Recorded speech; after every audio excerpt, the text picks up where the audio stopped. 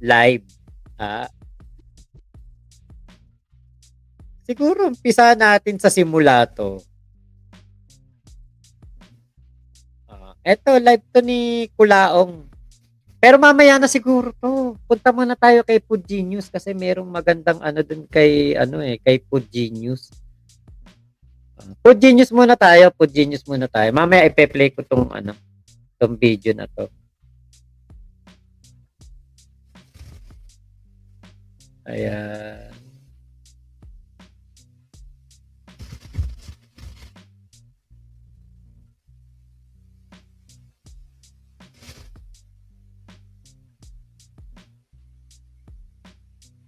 Ganun pala talaga kalaki.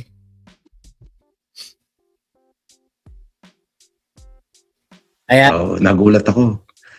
Tumawag sa akin si Nanang Remy at si Tatang Berto.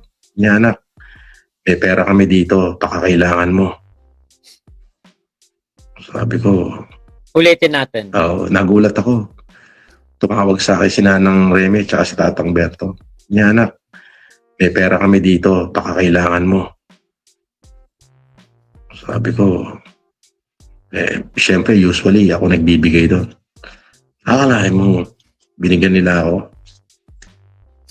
Tapos sabi nila sa akin na malaki naman yung lupa dito. May isang bahay kaming pinatayo. Gusto mo dito ka na. Baryo nga lang. Pero dito, mahal ka ng mga tao dito. Ganun. Sabi ko, sige po, pag ano, pupunta ako. The same time, tumawag yung anak ko. Pa, sa kabila nung nangyari sa'yo, ako at mga kaklase ko, proud kami sa'yo. Sabi ko, anak, naging proud ka pa sa akin. Nabilanggo nga ako at saka, kita mo naman, hiniyang-hiya ako. Wala akong mukhang iharap sa'yo, anak. Hindi pa. Pati mga teacher namin, sabi niya, nasa iyo yung simpatya. Ayan na yon yung malaking katarantaduhan na ano natin, na naiisip natin. Kasi, si Kulaong magaling to sa storytelling eh. 'Di ba? Magaling to sa ano, sa pagsasalita ng ano, ng ganyan. Pagkukwento ng ganyan. May pinakita man lang ba sa ating katibayan? Wala naman eh. Ba't tayo maniniwala diyan, 'di ba? Oh. Ba't tayo maniniwala diyan, 'di ba? Kaya ano to si Kulaong, ang nangyayari dito puro pababa puro pabagsak kasi nga bukod doon sa ginawa sa sarili niyang dugo, 'di ba? Talagang ano, talagang masamang-masama ang ginawa nila. Kaya po nagkakandaletse-letse yung kanilang mga buhay. Alam mo yung kwento niya, parang napakatindi ng kwento niya, 'di ba? Parang ganun lang Parang alalang, 'di ba? Parang storytelling lang. Tapos gagamitin pa yung nanay-tatay niya. Ako nga hindi nga ako naniniwala na kinakausap yan ng nanay-tatay niya. Tapos pati kaklase sa teacher ng anak niya nakikisimpatya kay Kulaong. St. Francis yun St. Francis of Assisi College, Las Piñas Campus. Catholic school yan. Ano yun? So, nagtuturo na ba ang St. Francis of Assisi ngayon ng pagsuporta sa mga kriminal, masasamang tao, mga maiitim ang budhi, maiitim ang gilagid?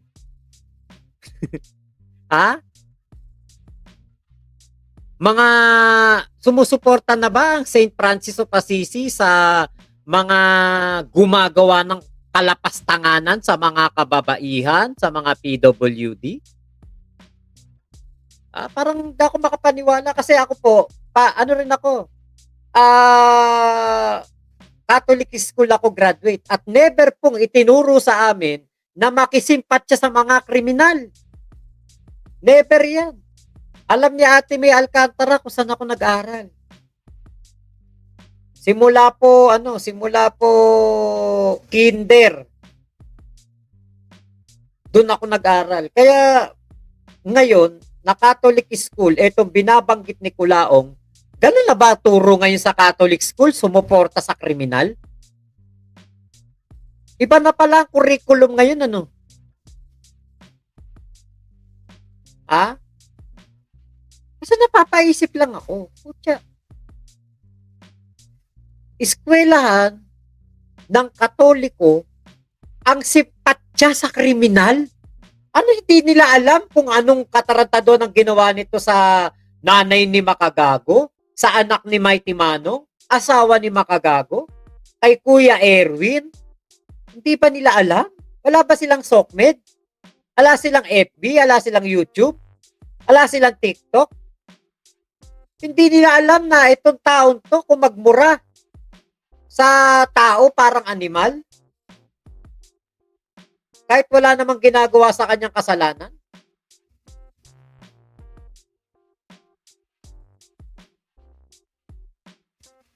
Aba, saan ba yung eskwelahan na yan at nang hindi ko na baka mamaya mapag-aral ko anak ko diyan mapaiwas na.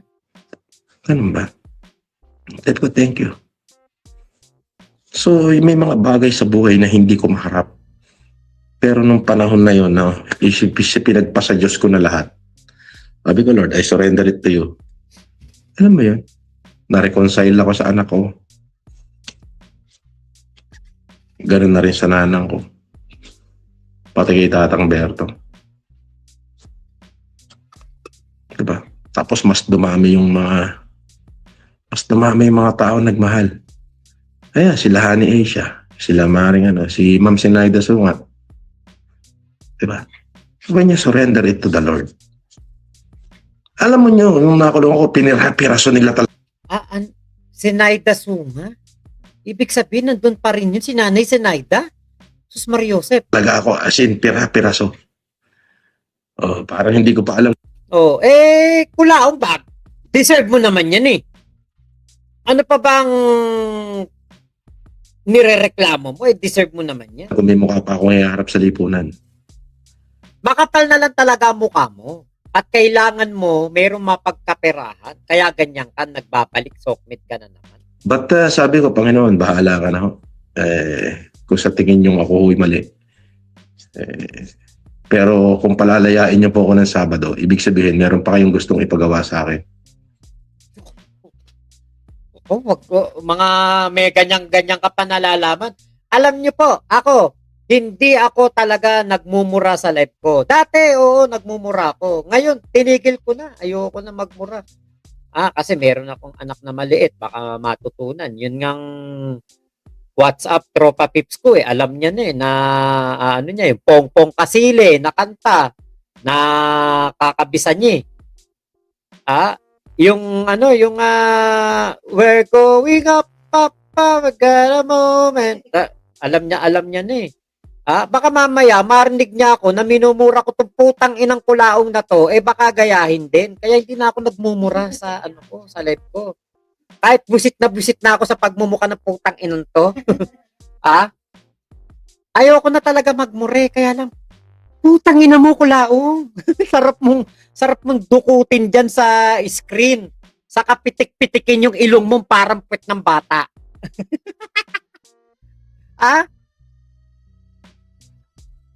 Tandaan po ninyo, basta ginamit ang Panginoon para sa kanyang pansariling interes, nagsisinungaling yan. First time po yun in the history of the Philippines. Oy, bugok, marami nakalaya ng Sabado't Linggo sa holiday. Anong pinagsasabi mo first time? Sabado ng hapon, lumaya po ako. Parang ang dating lumaya sa pagkakakulong kaloob pa ng Diyos. Hindi. Kaloob ng demonyo yan para marami ka pang magawang kasalanan. Marami ka pang maidamay sa katarantaduhan mo. Tarantado na to. Kaya pala nagdidikit din yung Alex Bu. Okay. Yun nga. Oo. Mga ano, mga walker taker. Yan daw ang tawag diyan. Oh. Kuya G, maniniwala lang ako kung magpapapicture siya kasama ang, magulang niya at ang anak niya at ang teacher. Masyadong sinungaling. Pati yung ano, pati yung principal. Diba? O Uncle Jim, oy, shoutout sa'yo Uncle Jim ha. Ayan, sa ano, sa Blue Up, yan ang panoorin nyo. Maganda mga ano niyan, mga highlights, mga memes niyan. Uncle Jim, shoutout sa'yo ha. Dinamay pa, Panginoon. Basag na kasi galawan niya sa mga tao. Kaya, Panginoon ginagamit ng salita para sabihin na nagbago na siya. Yun nga po. Totoo yan. Ganyan nga ang gawain ni Kulaong. Ganyan-ganyan si Kulaong. Basta nasusukol, Panginoon na ang gagamitin. Di ba naging pastor-pastoran pa nga yan nung nakaraan? Dahil etong si Kulaong medyo parang nagigipit na kay tawag dito, medyo nagigipit na kay Makagago, medyo nasusukol na. Di ba? Biglang naging ano na. Okay, Mac, black ka? Anong black? Kuya G. Kuya Henry, wag na, Boss Mac. Wala na. Okay, si ano pala, Fujiko. Ayun. Salamat po, Fujiko, sa yung pakulay. Kuya Mark JC Hernandez. Uy, ayan. Isa sa mga kaibigan natin yan. Tropa pips natin sa Kulaong Nation noon. Kuya G, ay sa akin ang problema. Hehehe, sorry. Okay po. Okay, ano daw? Nagbibigay. Scam Kalasag, ang lala ni Kulaong ginagamit pa Diyos para magsinungaling. Yun nga po. Uncle Jim, what's up, Boss Mac Pablo? Ayun, nandiyan pala si kanina pa. Shoutout sa'yo, Uncle Jim, ha? Fujiko. Ay, Ate Fujiko, wag niyo pong murahin yung putang inang yan. Ay, nako. Kulaong. Ayan, sinungaling ka talaga. Na Eleonora, katarantaduhan yung kwento na yun. Baka natawa pa mga teacher nung anak niya sa nangyari sa kanya. Pero di ba tayo, hindi naman natin dinadamay yung anak niya. Ako nga naaawa pa nga ako sa mga anak nito eh. Sa magulang nito naaawa ako. Pero di ba, siya na rin ang gumagawa ng katarantaduhan eh. Di ba? Ano yan? Brazilian cereal? Gonggong. Ano yun, Kuya G? Brazilian cereal? Golden Takore, utet mo, blue kulaong. Di mo nga mabilhan ng traktor si Tatang Gilbert. Malawak lupain, pero hikaos pa din at kalabaw gamit pang araro. Di mo sila maiahon sa kahirapan. Katarantaduhan yung sinasabi ni Kulaong. Nung pinuntahan ni Nain Mary Ann, si Nanang Reme doon sa Isabela nga yata o Nueva Vizcaya, nung datnan ni Nanay Mary Ann, nagbabalot ng uling. Nakikitirik lang ng bahay sa kamag-anak. Kaya paano magkakaroon? May pinagawa kaming bahay dito, medyo malaki. Doon ka na lang. Kaya lang, nasa probinsya. Anong katartado? Kaya, walang katotohanan yan.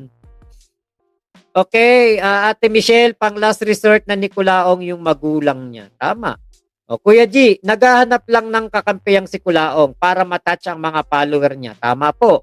Kuya Henry, Mac, tama na. 1 oras la usapan natin. Ayaw mag-like ng mga nanonood. Ay, mag-like na kayo. Nako, may timer na si Kuya Henry. Good morning po, Boss Mac. Manalate ako. Nag-login muna for work. Ayan. Sige. Salamat, Ga. Kuya Tommy Fishing, pag lugmok si Kulaong, pinapauwi sa probinsya. Sabi niya sa live niya noon. Kaya halatang wasak na wasak si Kulaong ngayon. Kuya Golden Takore, si Alejandro nga ang tumatayong breadwinner. Totoo. Kulaong, kasi wala kang kwentang panganay. Hinayaan mo pamilya mo maghikaos, tapos sa ibang tao ka lang pakitang tao. Tama po yan. Scam Kalasag, ginagamit pa Diyos. Grabe, pang impyerno na talaga galawan. Totoo yan. Kuya G, Mac, sabi ko sa'yo, tatamaan ng kidlat 1 araw. Gawa-gawa lang yan ni Kulaong. Gago talaga. Golden Takore, nagmahal or dumami ang ginagatasan mo sa galing mong mangkuto. Kuya Henry, wag kami Kulaong. Tang inumin mo, wag Milo. Okay, Kuya G, maniwala lang ako kung yun nga, magpapapicture. Kasama principal, kasama mga kaklase, tapos nakalagay, "We love Norman Mangusin." Ay, nako. Okay. Kanina pa ako dito, Kuya Henry. Nakikinig lang. Busy ako today. Okay, Fuji ko, Mac, gusto ko lang malaman sa nag-aaral mga anak ni Kulaong. Kakausapin lang natin. Magbabayad ako. PM is the key. Doon nga daw po sa ano, sa St. Francis of Assisi ba 'yon? Sa ano pangalan nung ano? St. Francis of Assisi College, Las Piñas. Las Piñas, tama, tama. Pani X. Ayan, hello po. Okay, Golden Takore, magkapatid nga kayo ni Jam. Gumagamit kayo ng salita ng Diyos para humingi ng pera sa OFW. Oh, nahimasmayasan na yan si Alex. Maalas ang dumikit kay Kulaong, sabi ni Kel. Okay. Nail Leonora. Oh, ganyan-ganyang kwento sa pelikula ni Big Bong Crisologo. Nakipagkasundo sa Diyos na kung makalaya siya ng bisperas ng bagong taon na walang opisina, maglilingkod siya sa Diyos.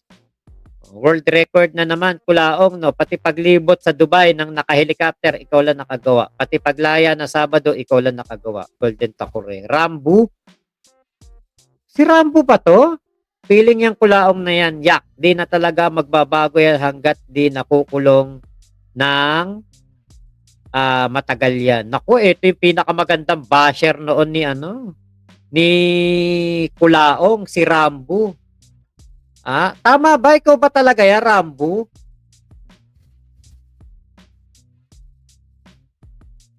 Kasi noon merong dito noon pumunta Rambo pangalan din Baka ikaw yun Okay, Jonelyn, na late ako. Emil Sagun, nag-like na. Salamat po.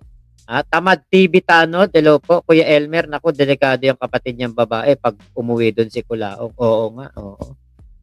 Yun nga, yun. John Nahib, yung malaking bahay, nasa impyerno, kaya siya pinapauwi na sa lugar nila. Natano, hello po. Uncle Jim, grabe pala. Sabi kasi niya, prinsesa si Manang Remy. Ay, hindi. Nag-uuling, nagbabalot ng uling. Nilalagay sa plastic. Ganun ang ginagawa. Ayumi, magaling din tong si Kulaong. Yung dating gigil ko sa asawa ko, napunta na talaga sa kanya. So, simula nun, malaya na asawa ko sa gigil sa kanya. Huwag ka lang mai-inlove kay Kulaong. Cherilyn, hello po. Ay, naku talaga. Oh, yun, 'di ba? Yan si Rambo, ang pinakamagandang basher ni Kulaong noon. Basher ko din yan dati. So maraming salamat po Ingat po kayo. Nasaan mang panig kayo ng mundo. Momo chup chup. Love you. God bless us all. Pilipinas. God first.